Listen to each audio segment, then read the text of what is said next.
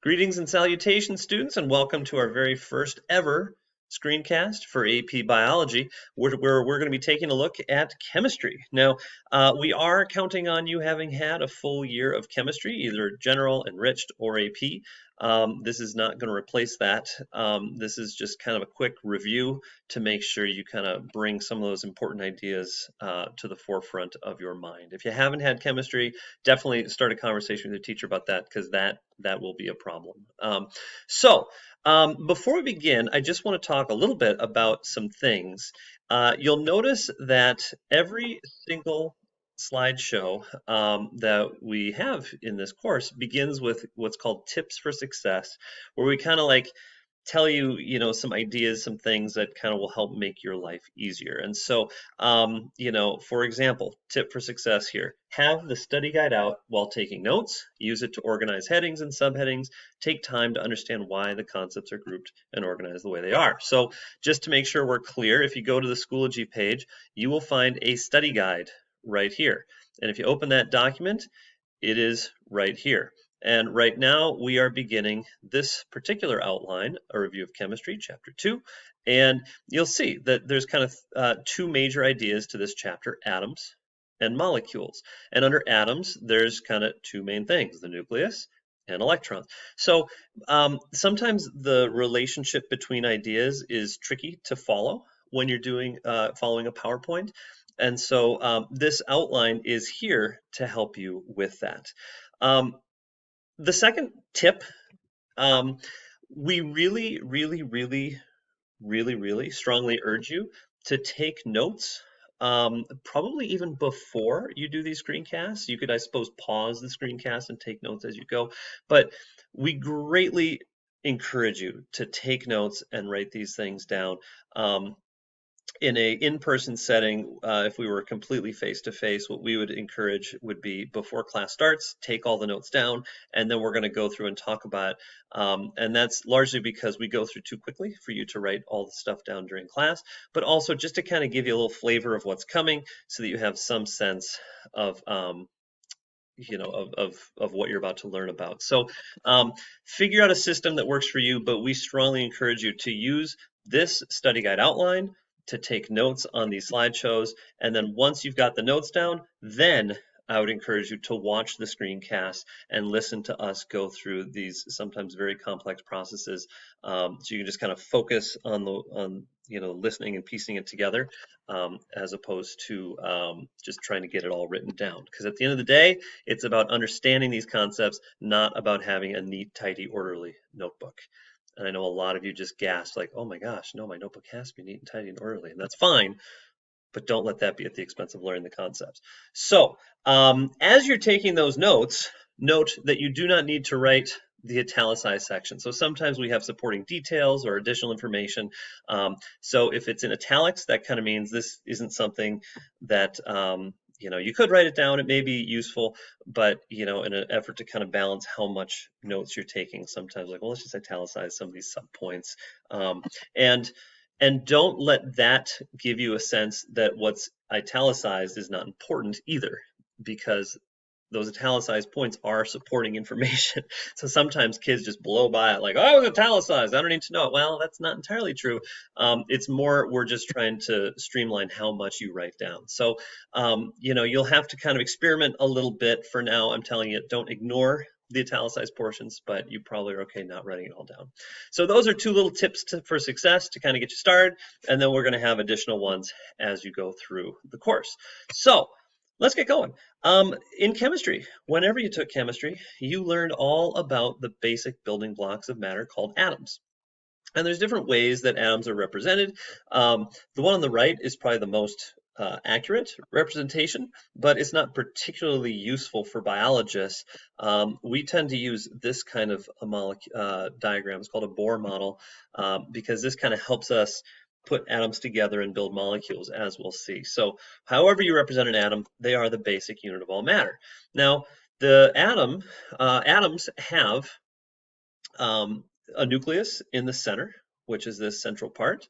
And there's two different components of that nucleus: protons and neutrons. Protons have a positive charge, proton, positive, and neutrons have a neutral charge. So here's a joke. You ready for this? Um, a subatomic particle walks into a bar, and the bartender says, "Hey, are you a proton?" And the proton's like, "Yeah." And he's like, "Are you sure?" And he's like, "Yeah, I'm positive." Get that? Or a neutron walks into the bar and orders a drink, and he's like, "Hey, bartender, how much do I owe you?" And the bartender's like, "For you, neutron, no charge." Okay, we'll move on from that. So a little fun fact, note it's italicized. It's for fun. You don't need to stress about it. Just enjoy it. If an atom was the size of a baseball field, how big would the nucleus be? Turns out it's about the size of a pea. And so already seeing that, you can recognize like our model is lacking a little bit, right? This is much larger than a pea would be in proportion to a baseball field. So, that's just kind of a cool thing. So most of the mass of an atom is here in the nucleus, and all of that is centralized in an area which would be about the size of a pea in a baseball field, which means atoms are mostly empty space, which is crazy. Because if we're made of atoms, that means that we are also mostly made up of empty space. Mind blown. All right. So, another interesting question. Are all atoms identical to one another? Take a moment. And sometimes I'm going to pose these questions digitally, and you're probably going to be like, in the kitchen getting a snack while the video is playing and not listening. But what I really urge you to do is kind of pause and really reflect on these questions as we go through. That's going to help you a lot. So, are all atoms identical? Pause. Take a moment. Think. Did you think? Are we back? Okay. The answer is no. They're not all identical.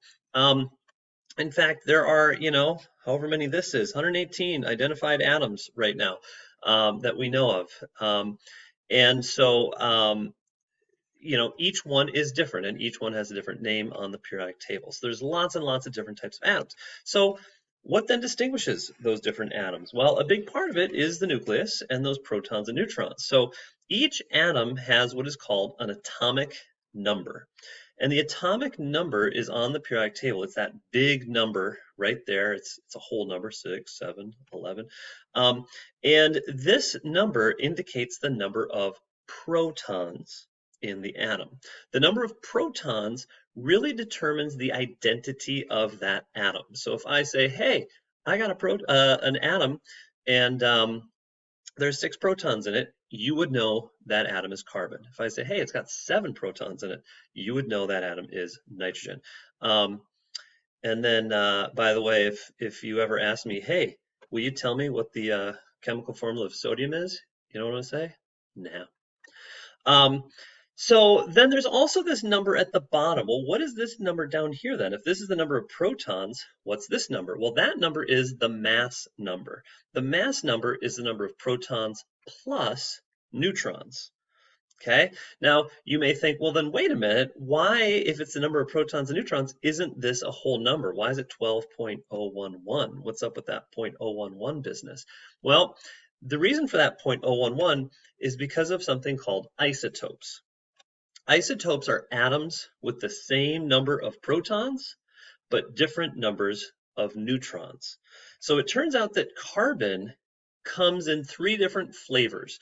There's carbon 12, carbon 13, and carbon 14. Note that all 3 carbons have 6 protons because protons gives you the identity. If you had 7 protons, you wouldn't be carbon anymore. You would be nitrogen.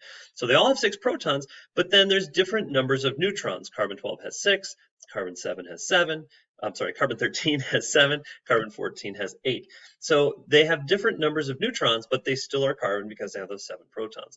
And it turns out that this number 12.011 is a weighted average that takes into account the mass of each isotope and its abundance. So since carbon 12 is the most common atom by far, then these are just tiny amounts of carbon 13 and 14 in the world. So the weighted average of how much of each of these exists is 12.011. And that's not something we need to worry about in this course, but in chemistry, I'm guessing you kind of played with that a little bit. Because there are isotopes, it turns out that some of these isotopes, some of these different versions are unstable. And so carbon 14 is an example of this. So here we have carbon. 6 is the number of protons.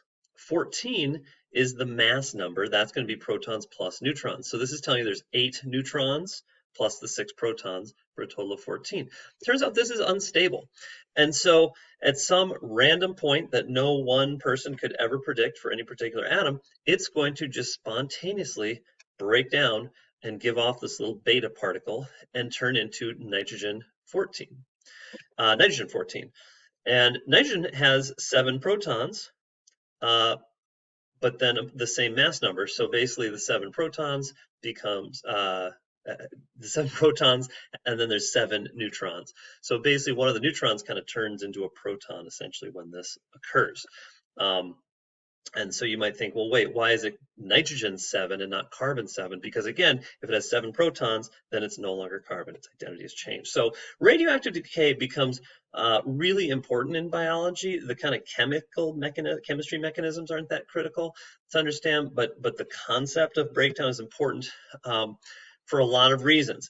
And it turns out that if you have a sample of carbon 14, we can't predict when any one individual atom will break down, but we can predict when a large number of atoms will break down. And the property is called a half-life.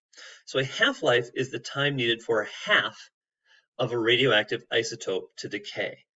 And every single isotope has its own unique and specific half-life, and it's measurable. Scientists can actually measure this. And carbon 14, for example, has a half-life of 5,730 years. So what that means is after 5,730 years, if you start with 100 grams, if you start with 10 grams of carbon, after one half-life, or 5,730 years, roughly half of that is going to be gone. We're down to 5, so only 50% of the carbon-14 remains. And then after another half-life, another 5,730 years, half of that will decay. So we have 2.5 grams. So we don't know when any one individual isotope will decay, but we do know that if you have a sample, roughly half of them will be decayed every 5,730 years. And that helps us answer all sorts of important questions, like how old is the universe? How long ago did dinosaurs live? Dinosaurs are sweet, by the way. How old are the different cells in our body? And so we'll talk about some of that later on in this course.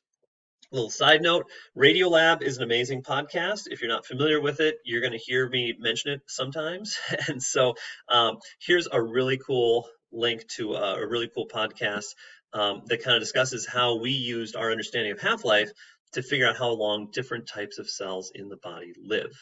And little hint, it has to do with, it wouldn't have been possible if not for nuclear bomb testing in the 1950s. What? You're intrigued. I know you're intrigued. Go ahead and click that link and check it out sometime. I think I'm going to pause there, and we will pick up with electrons in our next screencast, part 2. Thanks.